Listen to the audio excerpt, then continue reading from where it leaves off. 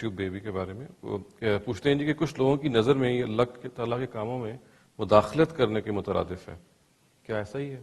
نہیں، یہ بالکل کوئی مداخلت نہیں ہے. دیکھیے، اللہ تعالیٰ نے اس دنیا میں انسان کو بھیجا ہے تو اس کو علم اور عقل سے بھی نوازا ہے. وہ بے شمار بیماریوں کا علاج کرتا ہے.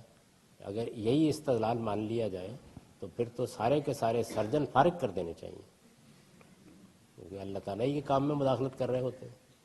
نہیں، اللہ تعالیٰ کے کام میں وہ مداخلت نہیں کرتے. اللہ نے یہ دنیا بنائی اس اصول پر ہے کہ اس میں انسان جیسی مخلوق کو جانوروں سے برتر کر کے علم اور عقل سے نواز دیا. چنانچہ وہ نئے نئے طریقے ایجاد کرتے ہیں. اسلام صرف دو جگہ سے اپروچ کرے گا، اور وہ یہ کہ وہ دیکھے گا کہ کسی کام میں کوئی شرک تو نہیں ہو رہا، اور دوسرے یہ کہ اس میں کوئی اخلاقی لحاظ سے خرابی تو نہیں پیدا ہو رہی. بس اس کے سوا کچھ نہیں.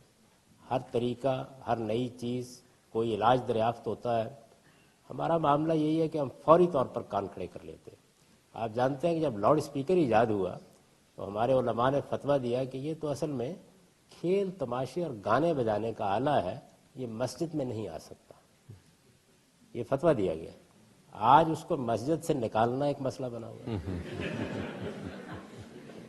اس وجہ سے صحیح اپروچ سمجھ لینی چاہیے کہ اسلام کا اپروچ یہ ہے کہ وہ ایک تو شرک کے معاملے میں دیکھیے 5 باتیں.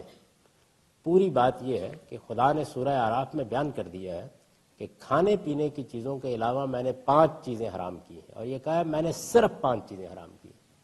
میں پھر دہرا رہا ہوں، خدا نے کہا ہے میں نے صرف 5 چیزیں حرام کی ہیں، اور پھر گن کر بتائی ہیں. قرآن کے الفاظ یہ ہیں قل انما حرم ربی، ان سے کہو اے پیغمبر کہ میرے پروردگار نے صرف یہ چیزیں حرام کی ہیں. اور وہ 5 چیزیں کیا ہیں؟ بدکاری، حق تلفی، جان مال آبرو کے خلاف زیادتی، شرک، اور اپنی طرف سے دین بنا کے خدا کے نام پر پیش کرنا. بس اس کے سوا کوئی چیز حرام نہیں.